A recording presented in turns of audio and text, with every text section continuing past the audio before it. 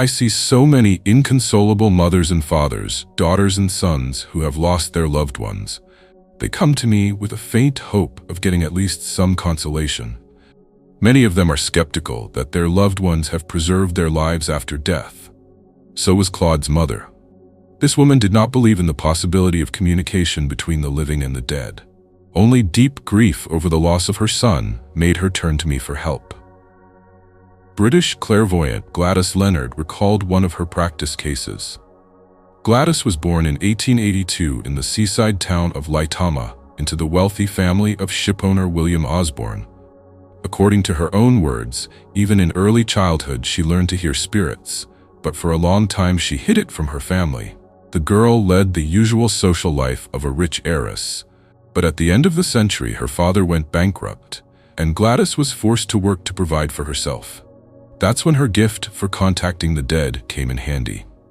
10 years later, Gladys Osborne was already considered a strong medium who fell into a trance during contact. She received the name by which the whole world recognized her from her husband, who supported her in all her endeavors all her life. Gladys Leonard gained worldwide fame after sessions with physicist Oliver Lodge and his wife. In 1915, the couple lost their son Raymond in the war. Even before the death of the young man, Sir Oliver was convinced of the existence of the afterlife and the possibility of communicating with its inhabitants. In his book, The Posthumous Survival of Man, published in 1909, the scientist expressed confidence that some people from birth have the ability to communicate with the dead. Gladys was able to provide the scientist with enough evidence of life after death. Do you want to know what happened at the sessions and what shocking statements Raymond Lodge made? The first contact occurred during Mrs. Lodge's visit to the clairvoyant. The mother received the following message from her deceased son. "Tell your father that I have met his friend Myers here." Professor Frederick Myers died in 1902, but he often communicated through mediums. Since then, Raymond has been in regular contact with his father. As it turned out, over the course of 2 months after his death, he gradually regained consciousness. This can be compared to how a patient recovers from an injury. Later, he made friends who helped him settle in faster. One of them, Paul, spoke about the confusion that new arrivals feel when they find out how difficult it is to establish contact with their relatives and inform them that they too continue to live.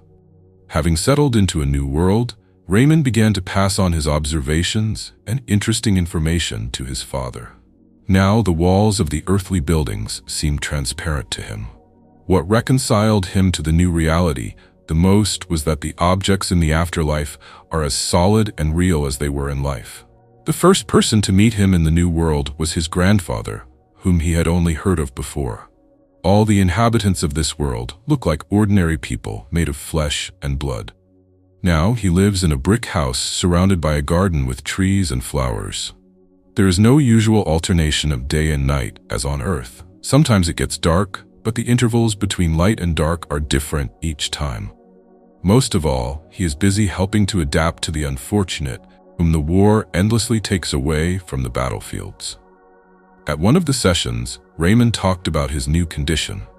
"I have almost the same body as before. At first, I often pinched myself to make sure it was really real, but I don't feel the pain of pinching like I did in my previous life. But now I'm much more free in my movements." Raymond noted another feature of this world. When he was alive, he knew a man who lost one arm, but now he has 2 arms again. It turned out that the astral body takes time to recover and become whole. And another amazing revelation from the world of the dead: you cannot cremate a body immediately after death. Relatives strive to do this as soon as possible, believing that it no longer matters to the deceased. But Raymond warns, the body should not be burned earlier than after 7 days. Oliver Lodge presented evidence of the existence of the afterlife in the book, Raymond, Life and Death. In conclusion, he wrote, "I advise everyone to realize that their lost loved ones continue to live an active, useful, interesting, and happy life, that now they are, in a sense, even more alive than before. All people should strive to be useful on earth until they are reunited with their loved ones in another world." In turn, I am absolutely sure that I will remain faithful to the scientific path even after my earthly life is over.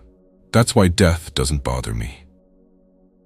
After the publication of this book, Mrs. Kelway-Bamber, who lost her son Claude in the war, decided to tell about her sessions with Gladys Leonard. This woman not only described the conditions in which her son found himself in the afterlife, but also shared how she managed to overcome her disbelief in life after death. Claude Kelway-Bamber joined the army immediately after the outbreak of war in August 1914. Later, he joined the Flight Corps and completed pilot training. He died in an aerial battle with 2 German planes near the Belgian town of Courtrai in November 1915, 3 months after being sent to the front. His plane crashed behind enemy lines. Claude was only 20 years old. Claude's mother, who had previously been skeptical about the existence of an afterlife, began to study this topic in depth. She read books about life after death, attended lectures. So a few months after her son's death, she decided to go to a public clairvoyance session with Gladys Leonard. I was extremely uncomfortable. I found myself in a room with people I didn't know, and I myself was a stranger to anyone present. This is the first time I've seen Miss Leonard. I wasn't too impressed by what I saw and heard at this performance. After the session, I noticed that the same psychic woman was in the elevator next to me. I spoke to Miss Leonard and made some critical comments to her about the meeting that had just ended, Mrs. Kelway-Bamber recalled. Gladys wasn't embarrassed by the stranger's unflattering comments. She asked if her companion had the gift of clairvoyance.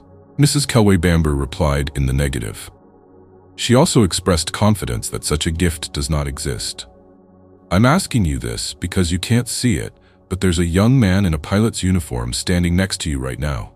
He is tall and thin, he has blue eyes, and his smooth hair is combed over his forehead, Gladys Leonard said.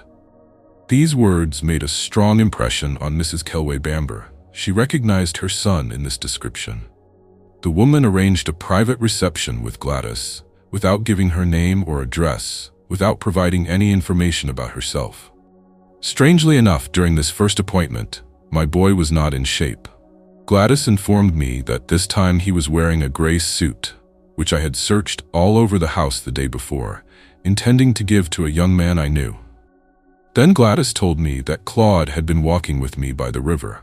He followed me across the stream on a crossbar and accompanied me throughout my walk through the forest. It was true. I really took such a trip the other day, said Mrs. Kelway-Bamber. Gladys Leonard provided other evidence that her guest was indeed communicating with her son. For example, she reported that next to Claude is a young man who calls himself John. He looked 20 years old and claimed to be a close relative of Mrs. Kelway-Bamber. From the book of Claude, written by his mother Lucinda, I couldn't identify who Miss Leonard was telling me about, but the session ended and I never found out anything.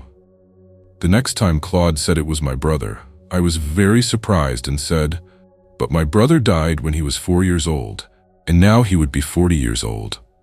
Claude explained that in his new world, people don't stay children, but they don't get old either.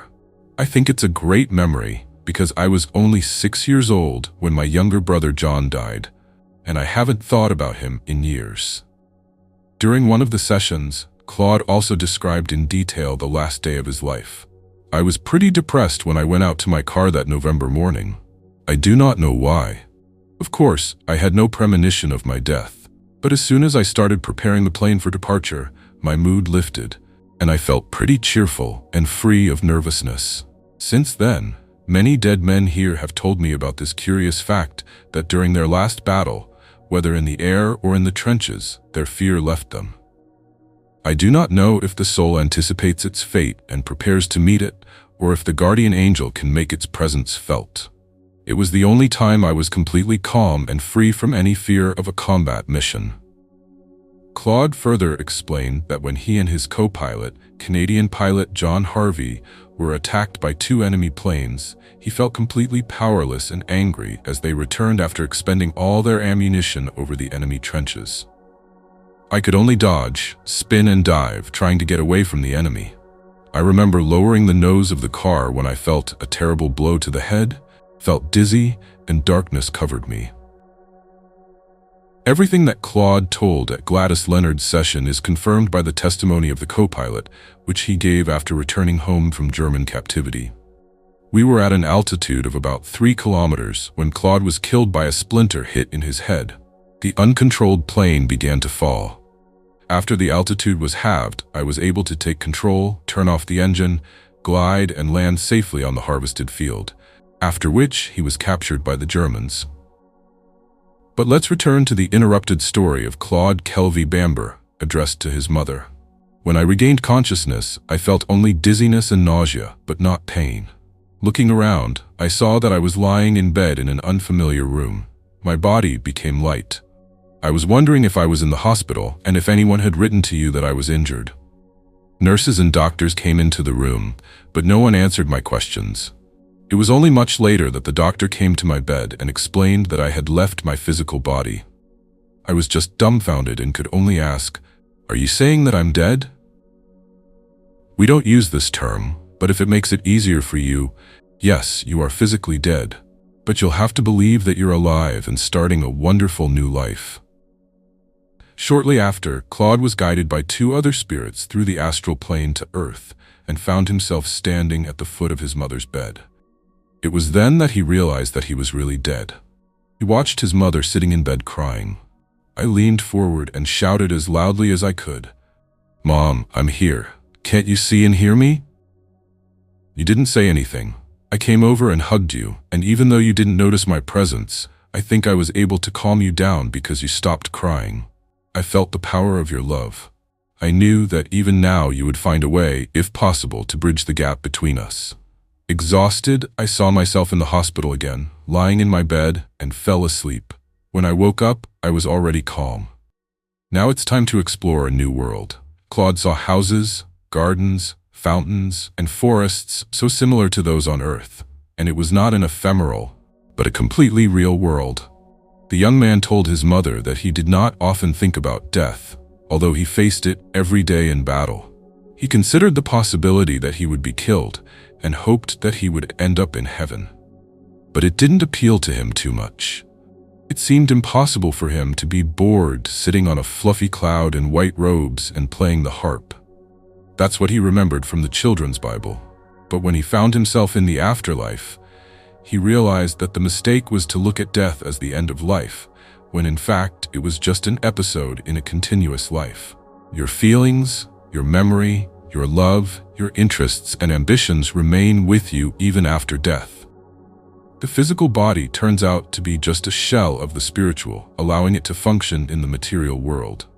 A person really is a spirit that has a body, not the other way around. Claude became involved in helping other soldiers who died on the battlefield. I am suitable for this case because I have seen the horrors of war myself. Spirits who died in peacetime cannot be among the explosions and flames. We take the souls of the dead away so that they can return to a new life away from their mutilated physical bodies. I sometimes feel so tired explaining to men that they are dead.